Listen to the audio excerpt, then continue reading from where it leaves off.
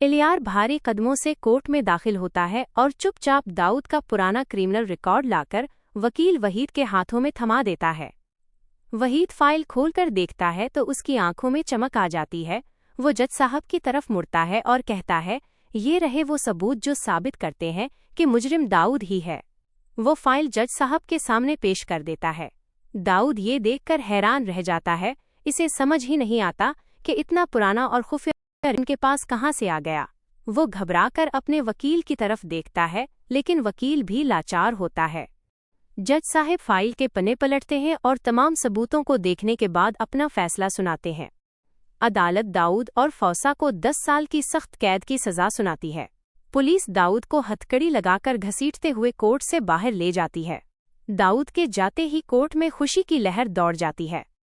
सनवाल बिया का हाथ अपने हाथों में ले लेता है और मुस्कुराते हुए कहता है, बिया, मैंने कहा था ना कि मुझे यकीन है जीत सच्चाई की ही होगी। बिया की आंखों में खुशी के आंसू आ जाते हैं। तभी वकील वहीद बिया के पास आता है और बताता है, बिया साहिबा, ये जीत हमारी नहीं बल्कि इलियार की वजह से हुई है। ये सारे सबूत मुझे इलियार ने ही दिए थे। ये सुनकर बिया सुन रह जाती है। इसे अपनी गलती का एहसास होता है। वो कोर्ट से सीधा इलियार के घर की तरफ भागती है ताकि उसका शुक्रिया अदा कर सके, लेकिन जब इलियार के घर पहुंचती है तो देखती है कि घर पर ताला लगा हुआ है। पड़ोसियों से पता चलता है कि इलियार हमेशा के लिए शहर छोड़कर कहीं दूर चला गया है। बिया समझ जाती है कि इलियार ने अपनी मोहब्बत की कुर्बानी दी है। वो दिल ही दिल में उसका शुक्रिया अदा करती है।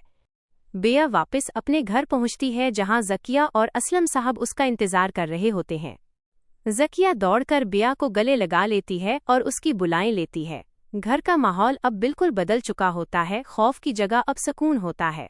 शाम को असलम साहब बिया को अपने पास बिठाते हैं।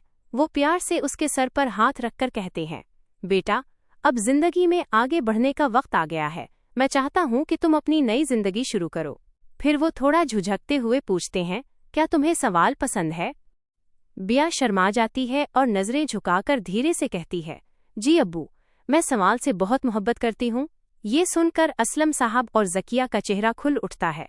असलम साहब बिल्कुल भी देरी नहीं करते, सवाल के घर रिश्ता भेजते हैं और मौलवी साहब को बुला लेते हैं।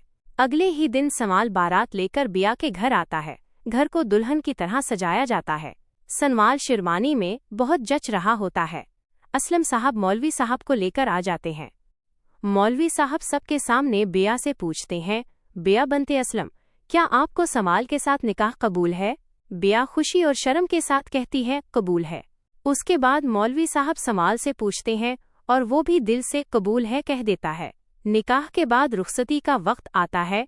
असलम साहब और ज़किया नम आंखों से अपनी बेटी को सवाल के साथ रुखसत करते हैं। सवाल बिया को लेकर अपने घर आता है, जहां वो उसे यकीन दिलाता है कि वो उसे दुनिया की सारी खुशियां देगा। वक्त अपनी रफ्तार से गुजरता जाता है। सवाल और बिया अपनी जिंदगी में बहुत खुश होते हैं। कुछ महीने बाद बिया सवाल को खुशखबरी देती है कि वो मां बनने वाली है। ये सुनकर सवाल की खुशी का ठिकाना नहीं रहता और वो बिया का और भी ज्यादा ख्याल रखने लगता है। ठीक 1 साल बाद अल्लाह उनकी झोली खुशियों से भर देता है और बिया के घर एक चांद सा बेटा पैदा होता है। असलम साहब अपने नवासे को गोद में लेकर बहुत खुश होते हैं। सनवाल और बिया अपनी इस छोटी सी दुनिया में बेहद खुश होते हैं। बुराई का अंत होता है और सच्चाई और मोहब्बत की ही जीत होती है।